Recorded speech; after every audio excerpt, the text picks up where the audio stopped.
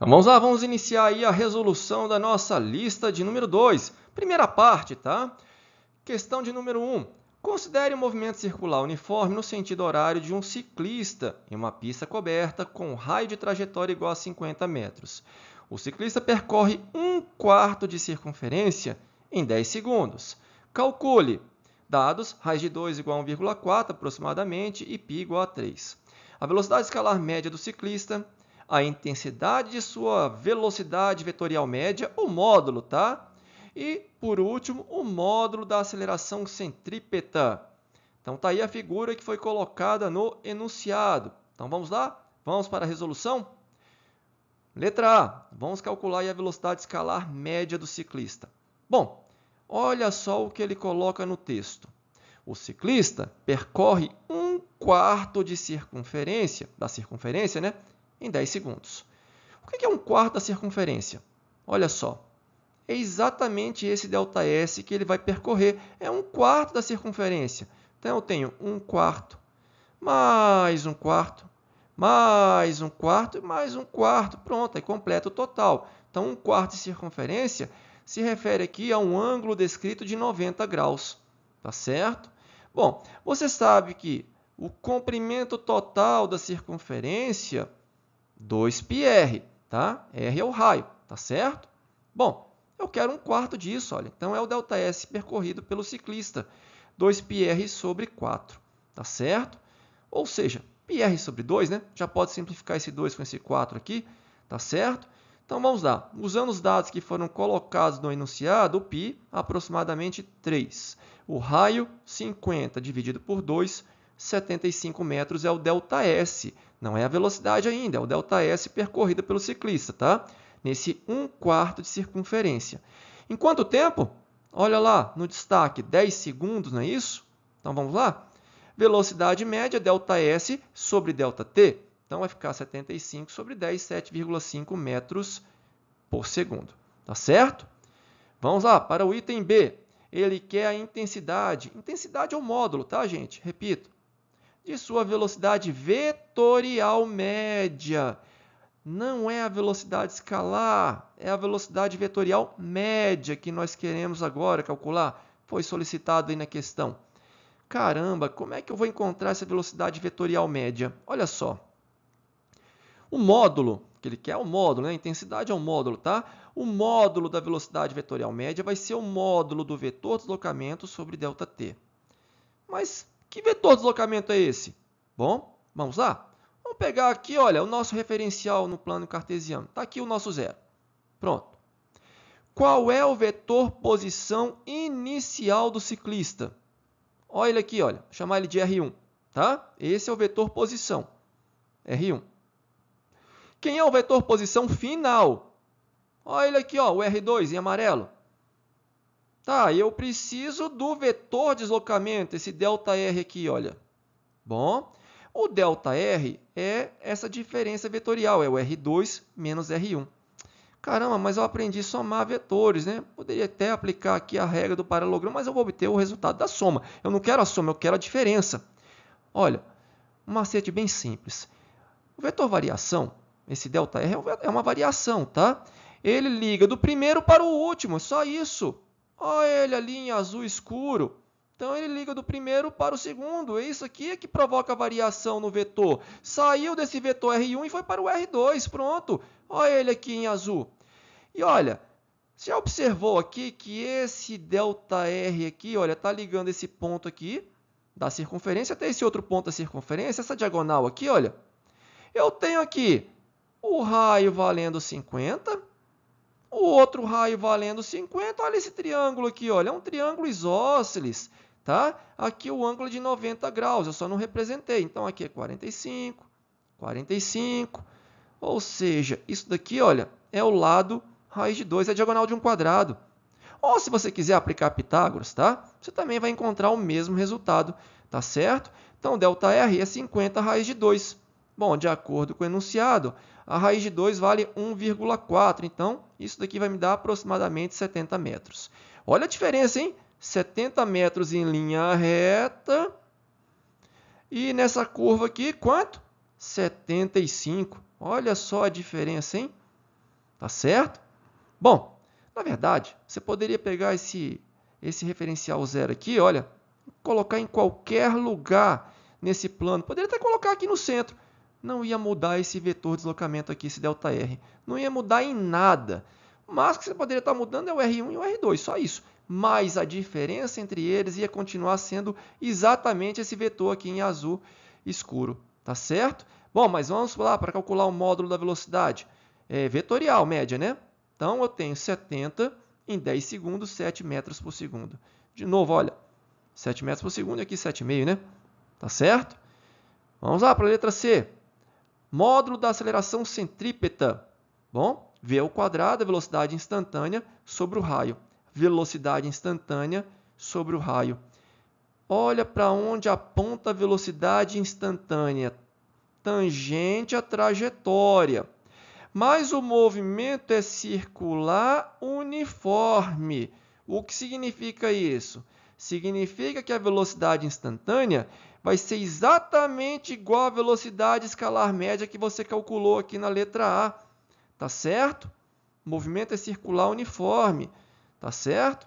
Então tá aí, olha, a velocidade média é igual à velocidade instantânea 7,5. Vamos elevar ao quadrado, dividir pelo raio. Tá? Então, vamos encontrar aí o valor de 1,125 metros por segundo ao quadrado. Tá certo? A aceleração centrípeta, que você vai lembrar, ela sempre vai apontar para o centro da curva. Tá? Qualquer ponto que ele esteja, ela é radial e aponta para o centro da curva. Ok? Questão de número 2. Um barco está com o motor funcionando em regime constante. Sua velocidade em relação à água tem módulo igual a 15 metros por segundo. A correnteza do rio movimenta-se em relação às margens com 5 metros por segundo, também constante. Determine o módulo da velocidade resultante em cada situação. Letra A, B, C e D. Então vamos lá. Vamos determinar então o módulo da velocidade resultante para cada situação. Então vamos lá, vamos para a resolução dessa questão. Então, vamos pegar aí na letra A. Olha só, o que eu fiz aqui foi orientar os vetores, tá? Por exemplo, eu orientei aqui para a direita, positivo. O que significa isso? Significa que os vetores que estão apontando para a direita, eles terão uma contribuição positiva aí para o cálculo da velocidade resultante. Os vetores, né, velocidade, que estão apontando para a esquerda, negativo, tá? Somente isso. E olha só, na situação aqui eu tenho a velocidade do barco com relação à água, que ele chamou aqui de velocidade relativa, tá? E aqui a velocidade de arraste é a velocidade da água com relação às margens, também para a direita. Os dois vetores estão apontando para a direita. Então, para achar a velocidade resultante, simples, basta somar algebricamente aí as velocidades, tá certo? Então, a velocidade resultante vai ser igual à velocidade do barco com relação à água, mais a velocidade da água com relação à margem, que ele chamou aqui de arrasto, tá? ARR, né? Então, eu tenho 15, que é a velocidade do barco com relação à água, mais 5, que é a velocidade da água com relação às margens, 20 metros por segundo. Tá certo? Na letra B, observe que eu vou manter a minha orientação positiva para a direita. Se eu quiser fazer para a esquerda positivo, também posso, sem problema nenhum, tá? Mas eu vou manter aqui, olha, só para uma situação de coerência, tá? Só para manter a coerência, então, vamos colocar o positivo apontando para a direita. Repare que a velocidade do barco com relação à água está apontando para a esquerda. Então, você já viu, ele vai ter uma contribuição negativa, tá certo? Ao passo que a velocidade aqui de arrasto tem uma contribuição positiva. Então, os dois vetores estão na mesma direção horizontal aqui, né? Só que um está apontando para a esquerda e o outro para a direita, vou subtrair, tá certo? Por isso que até ele colocou a velocidade resultante aqui do barco apontando para a esquerda. É até menor esse vetor aqui, se comparado com o primeiro, né? Tá certo? Vamos lá? Então, olha aí. A velocidade resultante vai ser igual, olha só, repare que eu coloquei um sinal negativo aqui para o valor numérico da velocidade do barco com relação à água, mais a velocidade da água com relação à margem, então vai ficar menos 15, mais 5, menos 10 metros por segundo, tá certo? Claro, está se deslocando para a esquerda, ok? Bom, mas eu quero o módulo, tá? Não me importa o sinal, eu só quero o valor numérico, então 10 metros por segundo é o módulo da velocidade resultante. Tá certo? Letra C. Olha só a letra C. Está aqui, olha. A velocidade do barco com relação à água é transversal à velocidade da água com relação à margem. Então, olha, já está até aqui a soma vetorial, né? O paralelogramo. Tá certo? Bem simples. Como essas duas velocidades elas são perpendiculares entre si, e olha só, você poderia até pegar o vetor aqui, olha, da velocidade da água, perdão, do barco com relação à água, e desenhar ele aqui, olha, usando aquele método polígono ou método ponta a ponta, em que você vai ligando os vetores, sempre um a partir da extremidade do outro, né? Tá aí a velocidade resultante. Pitágoras, né? Pronto, olha aí. Velocidade resultante, o módulo dela, vai ser igual a raiz quadrada de velocidade da água, do barco, perdão, com relação à água ao quadrado, mais a velocidade da água com relação à margem ao quadrado. Então, 15 ao quadrado mais 5 ao quadrado, 250, só fatorar. Olha, 250 é 25 vezes 10, e raiz quadrada de 25 é 5. Aí você deixa o 10 dentro da raiz sem problema nenhum. Vai dar, então, 5 raiz de 10 metros por segundo. Ok? Vamos continuar aí na resolução desse problema. Bom, vamos para o último item, né? Letra D. Ele quer a velocidade resultante, né, do barco com relação à margem, tá certo? Só para essa situação. Então, vamos lá. Observe o seguinte. Aqui, nós temos a velocidade do barco com relação à água inclinada, não é isso? Só que a ideia é que ele vai em linha reta. Por isso que ela está inclinada aqui, tá? Pois, na situação anterior, como ela estava apontando de A para B, ele foi na diagonal, né? Você viu, né? Aqui não, olha, ele quer que ele vá em linha reta. Então, o que acontece? Ele inclinou um pouquinho a velocidade do barco com relação à água. Ele inclinou um pouquinho para a esquerda. E a velocidade da água com relação à margem continua apontando para a direita. Tá? Não é o caso eu ter que orientar os vetores aqui, não. Tá? Bom, você poderia até pensar o seguinte, olha, se eu tivesse esse ângulo todo aqui, olha, eu poderia usar a lei dos cossenos. Mas olha que situação fácil. Pense no método do polígono, ponta a ponta. Em vez de você usar a regra do paralelogramo, que até colocou aqui para você, desenhe, por exemplo, esse vetor aqui, olha, velocidade da água com relação à margem, a partir da extremidade do vetor velocidade do barco com relação à água. Olha ele aqui, ó. Vamos desenhar ele aí, ó. E de novo eu tenho esse triângulo retângulo aqui, olha. O que eu quero é esse cateto aqui, olha. Mas eu tenho a hipotenusa e tenho esse outro cateto.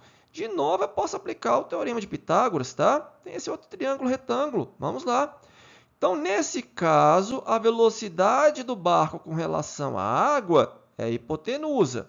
Por isso que ela está aqui ao quadrado. A velocidade de arrasto aqui, né? Velocidade da água com relação à margem é um dos catetos. E o outro cateto, olha, vai ser a velocidade resultante. Tá ele aqui, olha. O que eu quero é esse aqui, ó.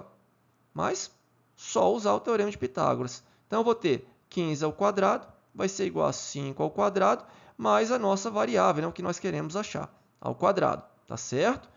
Bom, então você vai pegar 15 ao quadrado, menos 5 ao quadrado, está aqui, olha, 225 menos 25. Tá? Isso vai dar 200. Então, tem que extrair a raiz quadrada de 200. Tá certo? De novo, você vai fatorar, né? 200 é 2 vezes 100.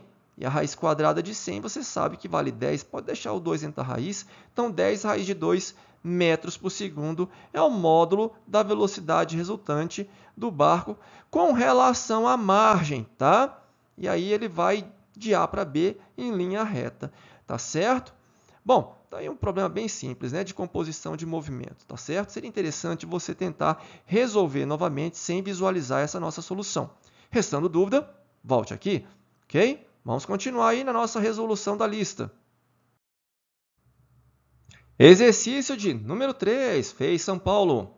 Uma pera, né, uma fruta, é abandonada do alto de um edifício de 32 andares. Sabendo-se que a altura de cada andar é de 2,5 metros, desprezando a resistência do ar e adotando a gravidade igual a 10 metros por segundo ao quadrado, ele quer saber o tempo gasto para que a fruta chegue até o solo. Então vamos lá, vamos responder essa questão, né? Vamos para a resolução. Olha, você tem duas opções. Você pode fazer o seguinte, você pode adotar o zero lá no solo, tá? E o y crescendo para cima. Nesse caso, Observe que a gravidade vai apontar para baixo, então a contribuição dela vai ser negativa. Ou você poderia fazer o oposto, adotar o zero lá em cima, tá certo? E o y crescendo para baixo. Nesse caso, a gravidade vai ter uma contribuição positiva. Qualquer um dos casos, você vai encontrar a resposta. Vamos fazer o seguinte, vamos adotar o primeiro caso. Então, o zero está no chão e o y cresce para cima, tá certo? E a gravidade vai ter uma contribuição negativa, tá? Tá apontando para baixo, ok? Então, vamos lá. É mais indicado você utilizar a equação horária do espaço, tá? Porque você tem aqui o move. A aceleração já é conhecida, ele te deu a aceleração 10 metros por segundo ao quadrado. É um move, então, y igual a y0 mais v0 vezes t, menos, repare que eu falei, né? Usando esse nosso referencial aqui, com o zero no chão e o y crescendo para cima, a gravidade tem uma contribuição negativa. Olha aqui, ó, menos gt ao quadrado sobre 2. Tá? Você chama essa fórmula de sorvetão, né? Tá aí, olha. É a mesma, só que aplicado na vertical. Tá certo? Bom, então vamos lá. O que vai acontecer com a pera? Ela vai sair lá do alto. Bom, 32 vezes 2,5, você já sabe de onde que ela está caindo, né? Tá certo? E vai chegar no zero, olha. Tá caindo, né? Então ela vai sair do seu 32º andar e vai chegar no zero. Tá certo? Então o y final é zero, olha. O y inicial é 32 vezes 2,5, achamos 80, não é isso? Ok? Então, 80.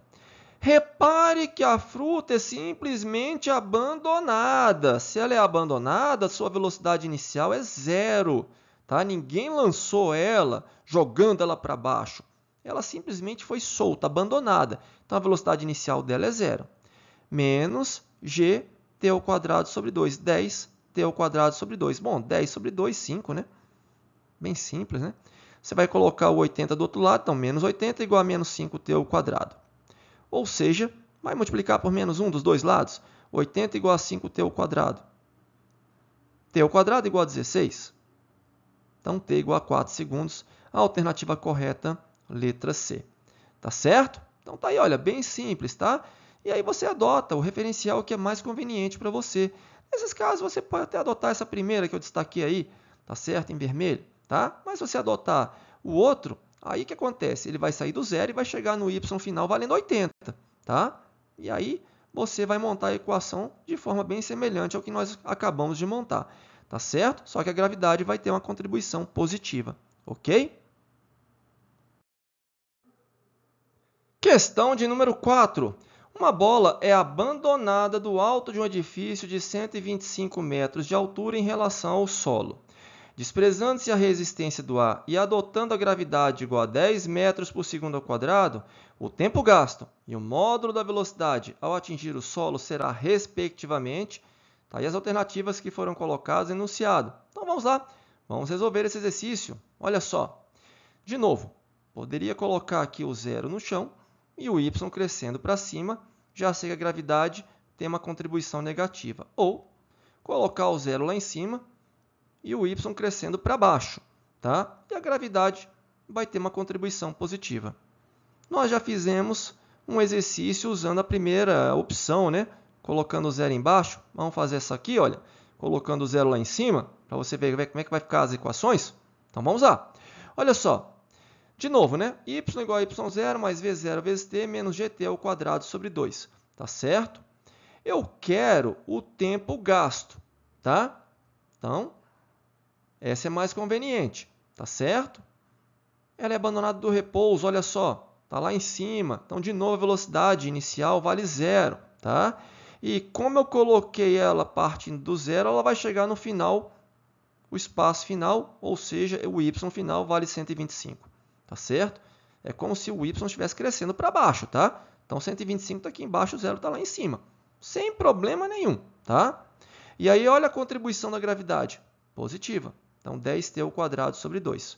Então, de novo, olha, você vai isolar o t, você vai encontrar, então, que o t vale 5 segundos. Certo é que você já tem aqui a opção, né? Letra C. Mas vamos ter certeza, né? Se a velocidade final vale 50 metros por segundo, né? Vamos ter certeza disso? Então, vamos lá, olha. V igual a V0 mais G vezes T. Por que mais? Olha só, do jeito que você montou aqui, colocando o 0 lá em cima e o 125 embaixo, a gravidade, olha, tem uma contribuição positiva, tá certo? Velocidade inicial vale 0, então vai ficar V igual a G vezes T. O tempo de queda você já calculou, vale 5 segundos, então 50 metros por segundo é a velocidade aí quando ele chega aqui no solo, tá? Bom, você poderia ter utilizado, por exemplo, a equação Torricelli, tá? Outra opção, e aí você nem precisaria do tempo, olha. Velocidade final ao quadrado igual a velocidade inicial ao quadrado, mais, de novo, né? Olha, positivo, né? 2 vezes G, ΔY. Eu já sei que o ΔY tem que valer quanto? 125 metros, tá? Velocidade inicial, 0. Velocidade inicial, 0. Foi abandonada, tá? E aí, olha, só substituir os dados que nós temos. 2 vezes a gravidade vezes o ΔY, tá certo? Extraindo a raiz quadrada, 2.500, 50 metros por segundo, ok? Então, olha, é uma questão simples, é move, tá, gente? Então, todas aquelas equações de move que você estudou, você vai aplicar aqui nos lançamentos verticais, queda livre, ok? Então, vamos lá, vamos para a nossa última questão para essa parte, tá certo? Questão de número 5. Lança-se a partir do solo, verticalmente para cima, uma partícula com velocidade escalar v0 igual a 40 metros por segundo. A aceleração da gravidade é constante e tem módulo igual a 10 metros por segundo. Tomando como origem dos espaços o solo e como origem dos tempos t igual a 0, o instante do lançamento determine, dado, despreze a resistência do ar. Letra A, o tempo de subida. Letra B, o tempo de queda. Letra C, o tempo total do movimento. Letra D, a altura máxima. E, letra E, a velocidade escalar de retorno ao solo. Bom, ele até colocou a seguinte situação, né? Use, né, a origem dos espaços no solo. Então, olha, nós temos que adotar, olha, esse nosso referencial, o 0 no chão, tá? E olha, isso seria o mais adequado mesmo. Isso porque eu não sei até que altura ele vai chegar, tá certo? Então seria mais adequado eu adotar exatamente esse sistema aqui, tá? E aí, olha, se o 0 está no chão e o y cresce para cima, né?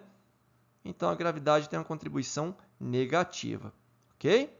Então vamos lá, vamos para a nossa resolução. Tempo de subida. Poderia muito bem pensar aqui, né, na equação horária do espaço, y igual a y0 mais v0 vezes t menos gt ao quadrado sobre 2. Mas eu tenho uma altura máxima. Ele está saindo y igual a 0. Tudo bem, y0 igual a 0, né? Mas qual é a altura máxima? Eu não tenho, tá? E aí eu tenho a velocidade inicial e também não tenho o tempo de subida, que é exatamente isso que ele está pedindo na letra A. Então essa equação aqui não nos ajuda, tá certo? Vai ajudar talvez lá para frente. O mais adequado aqui é utilizar a equação horária da velocidade. Olha, v igual a v0 menos, lembre-se, né? Está apontando para baixo, o y crescendo para cima, então menos g vezes t. Tá certo? Por que essa equação é mais adequada? Porque a velocidade do objeto, né, na altura máxima é 0. Ela tem que parar na altura máxima e voltar, né? Tá certo? Para inverter o sentido. Então, já sei que a velocidade final vale 0. Velocidade inicial vale 40, gravidade vale 10, então vamos substituir? Então, tá aí, olha. Eu vou encontrar o tempo de subida igual a 4 segundos. Tá certo? O tempo de queda. Olha, vamos pensar no seguinte. Você poderia até usar essa equação aqui para queda, tá? E aí eu sei que a velocidade inicial vale 0, a velocidade final tem que ser igual a 40, e aí você calcularia o tempo de queda. Mas vamos nos valer da simetria. Se ele leva 4 segundos para subir e não tem resistência do ar, então é porque ele vai levar 4 segundos para descer. Então, o tempo de descida igual ao tempo de subida igual a 4 segundos. Já ganhei tempo, tá? Vai calcular o tempo de descida, porque você já sabe que para subir ele já levou 4 segundos, então para descer ele também vai levar 4 segundos. Tá certo? Se você for calcular também tudo aquilo sem pensar, né, sem usar a simetria, aí você vai perder muito tempo. Tá certo? Então a gente já está usando aqui a simetria. Repito, 4 segundos para subir, 4 segundos para descer, porque não tem resistência do ar. Tá certo? E o tempo total? Bom, se ele leva 4 segundos para subir, 4 segundos para descer, 8 segundos é o tempo total. Ok? É o tempo que ele fica no ar. Tá certo? Qual é a altura máxima? Opa, agora eu posso pensar na equação horária aqui. Olha, y igual a y0 mais v0 vezes t menos gt ao quadrado sobre 2. Por quê? O y0 vale 0. O v0 eu tenho, vale 40 metros por segundo, foi dado aqui no enunciado. O tempo de subida eu já sei, 4 segundos. Gravidade 10, só substituir nessa equação. Ou, vamos pensar na equação Torricelli de novo? Outra forma, olha, por que não? Nem preciso do tempo. Por quê? Porque a velocidade na altura máxima vale quanto? 0. Repita, ele tem que parar para descer. Então, a velocidade final vale 0. A velocidade inicial vale 40. Gravidade apontando para baixo, né? Então, por isso que ela é negativa aqui, olha. Nesse nosso referencial com 0 embaixo, né? Vezes ΔY. Tá certo? Pronto, olha, só substituir. Então, 0 vai ser igual a 40 ao quadrado, menos 2 vezes a gravidade, vezes o ΔY. O ΔY vai me dar a altura máxima, tá? Então, resolvendo aí, olha, para o ΔY, 80 metros, tá? Você poderia muito bem ter utilizado essa equação horária aqui do y, sem problema nenhum. Também teria encontrado 80 metros, ok? E qual é a velocidade escalar de retorno? Bom, de novo, vamos pensar na simetria. Se foi necessário lançar com uma velocidade de 40 metros por segundo, para que ele atingisse a altura de 80 metros, então para ele cair de 80 metros com a velocidade zero, vai chegar no final aqui com a velocidade de 40 metros por segundo. Porém, negativa. Por quê? Porque o movimento é retrógrado. Você adotou o y crescente para cima e o movimento é retrógrado para baixo, né? Na descida, tá certo? Então, fique atento a essa situação aí, ok? Bom, nós terminamos por aqui a parte 1, tá? Breve você terá aí a resolução da parte 2 da lista, ok? Te vejo lá!